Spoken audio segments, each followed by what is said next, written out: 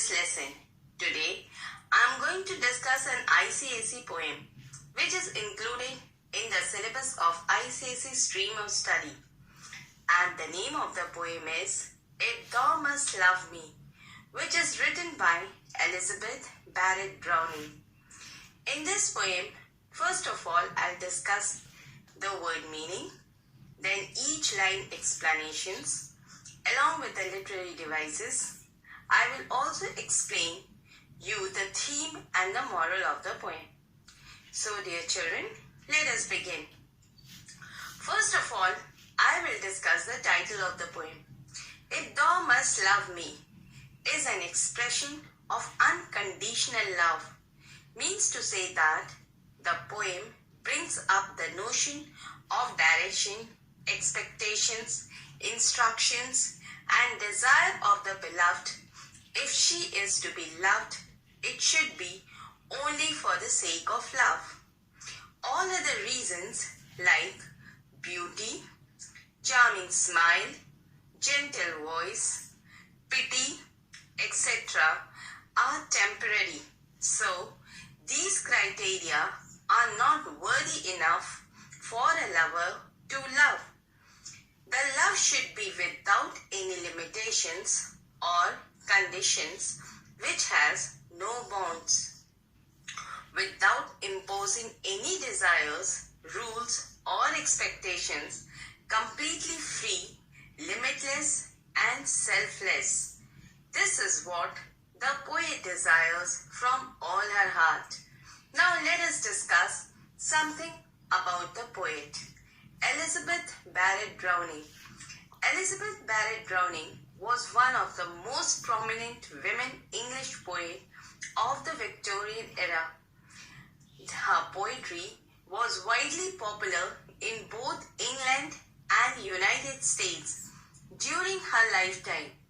She was born on 6th March 1806 in England. She died in June 1861 due to intense head and spinal pain with loss of mobility. She was married to Robert Browning.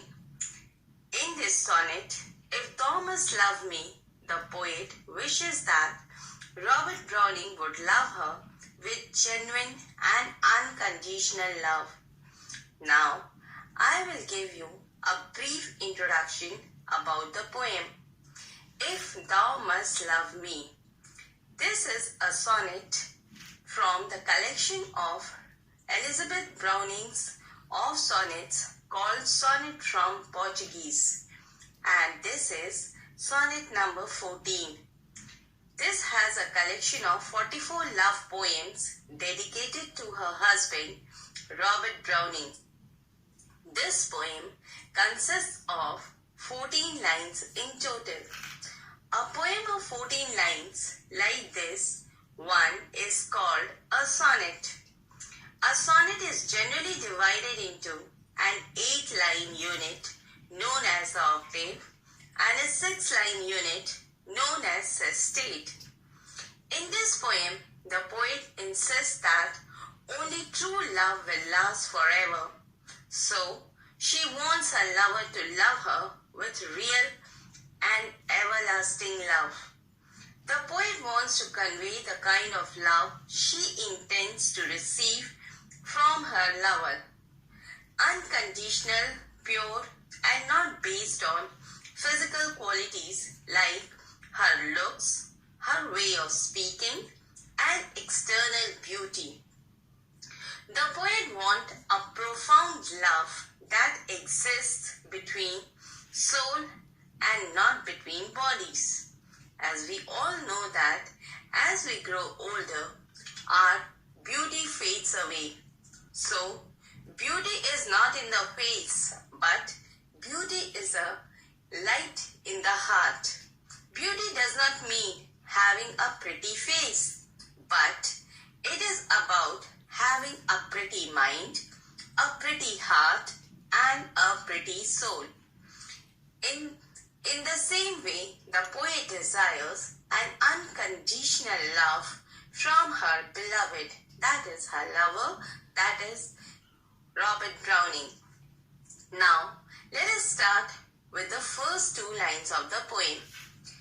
If thou must love me, let it be for naught, except for love's sake only. First of all, I will discuss the word meanings. The word thou means you, not means nothing, and nothing and sake means a particular reasons. Now the explanation of these lines. In these lines, the poet says that she wants her lover to love her with a genuine and unconditional love. She tells the reader about her expectations from her lover, Robert Browning, that he should have towards her, that is, only pure and undiluted love which would bind both of them together. Except for love's sake means she does not want to be loved for any physical characteristics such as her smile, beauty, etc. Now we move towards the next line of the poem, and the line is, do not say, I love her for her smile, her look, her way of speaking gently. Now the explanation. In these lines, the poet says all those things she does not want to be loved for, that is, neither her beautiful body nor her pretty smile. She even does not want to be loved because of her elegant manner, because she speaks so softly. She does not want her lover to love her because of her bewitching smile and her gentle speaking or her pleasant voice. She does not want to be loved for any physical characteristics, as these are temporary and will fade away with the passage of time. Now, let us move towards the next line of the poem, and the line is, for a trick of thought that falls in well with mine, our search brought a sense of pleasant each on such a day. Now, the word meaning. The word trick of thought means a particular way of thinking. Falls in well means matches, and search means certainly. Now the explanation. In these lines, the poet says that her quality may be very appealing to him, and he could one day discover great conversions in their thoughts, but these traits must not beckon him to her. These transit attractions must be kept away for his love. Towards her, she implores. She asks her lover to love her for qualities which certainly give him a sense of comfort on a particular day. The line, a trick of thought means a particular way of thinking which may mislead a person. The line, that falls in well with mine and search brought means the poet reveals that the attention based on looks, a smile, or way of speaking is unwelcome. In this way, the suitor might fall a victim to a trick of thought. Such things change from day to day with the mood of each partner. If her smile pleases him one day, what happens on the day she has no smile for him?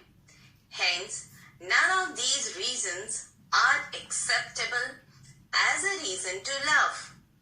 Now we move towards the next line of the poem. And the line is, for these things in themselves beloved may be changed or change for thee, and love so wrought may be unwrought so. Now the word meanings. The word wrought means made, created, shaped or framed.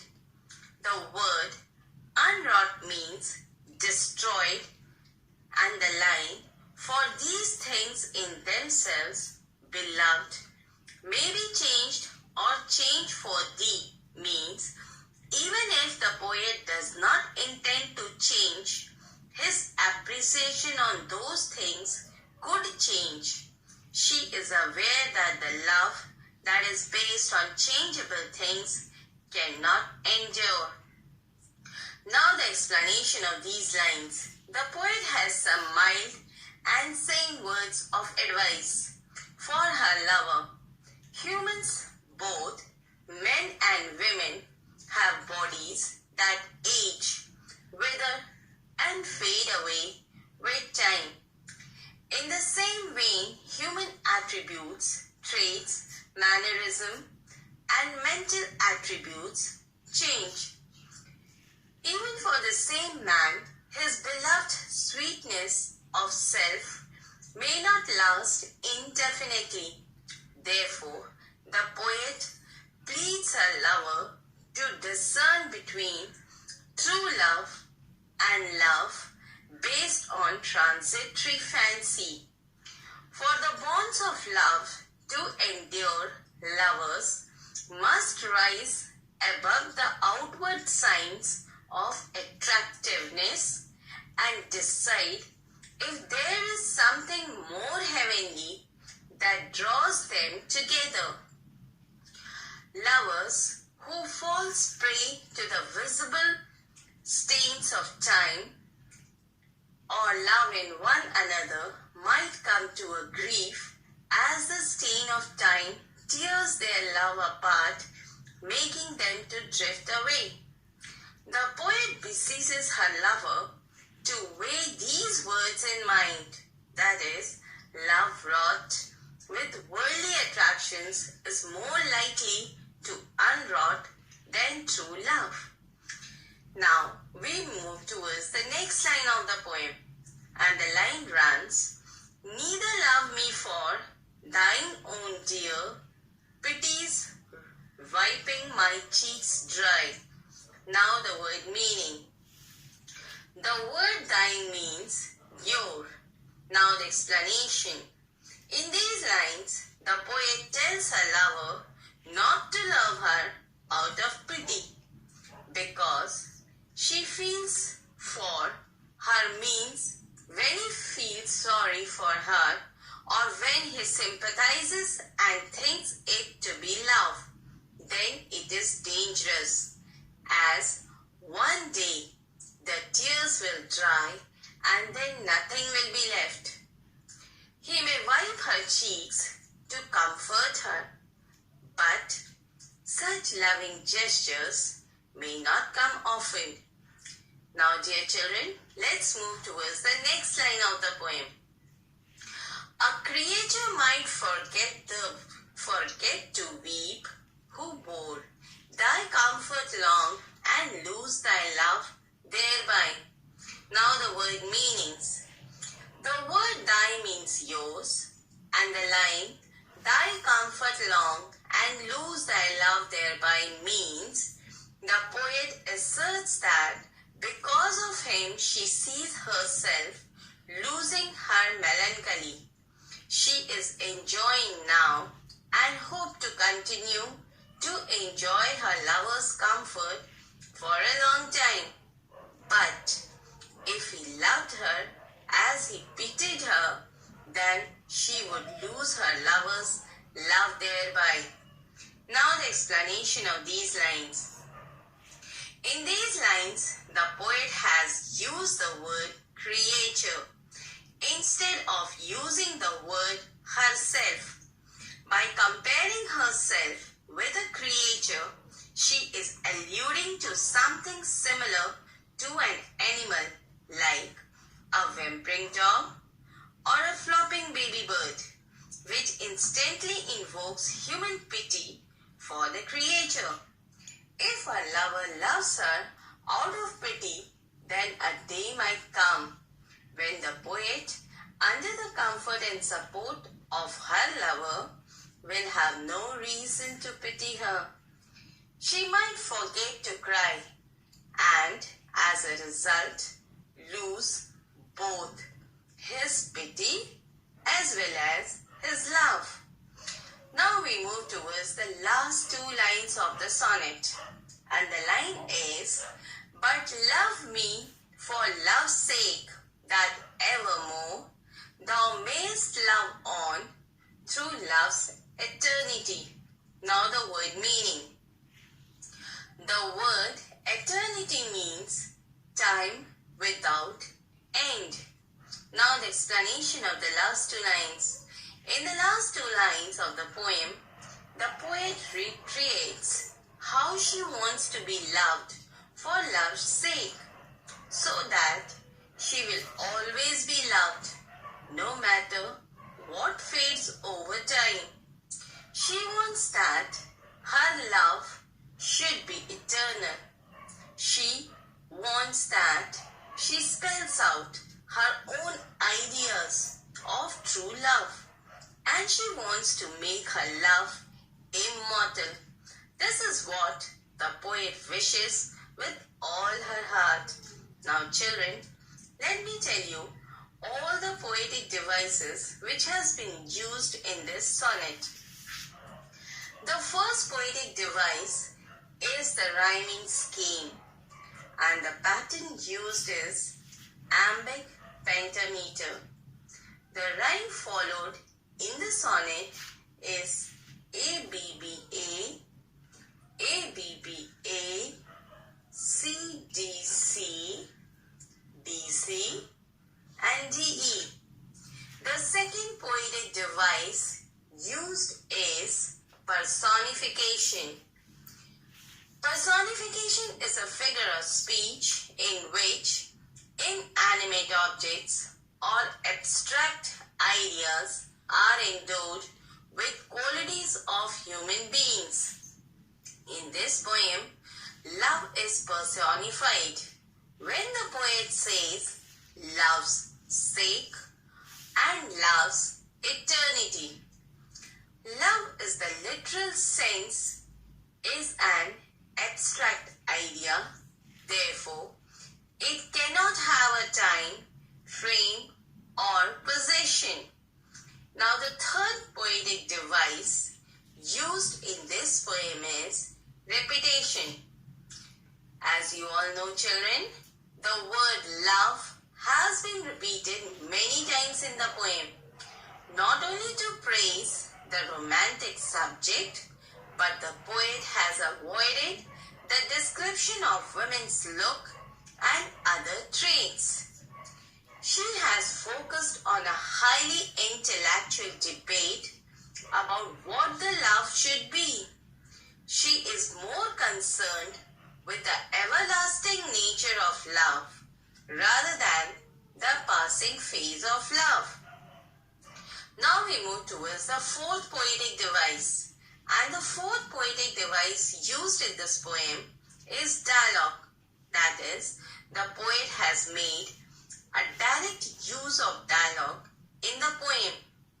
She has given a quotation, making a poem a discussion, perhaps a lover's argument, presented in the form of a sonnet.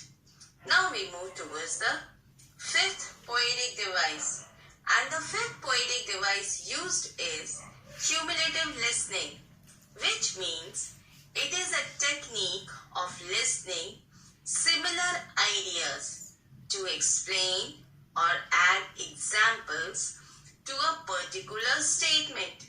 Such a device is used for the sake of emphasis when the main statement is simple. As you know children, in the first two lines of the poem, the poet states that her lover must love her only for the sake of love and for nothing else. In support of this statement, she goes on to enumerate her physical characteristics like her smile, her looks, and her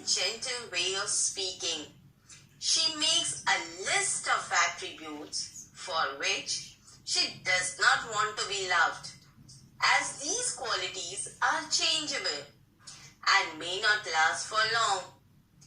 This cumulative listing reinforces the idea expressed in the first two lines of the poem. Now children, I will tell you the theme of the poem.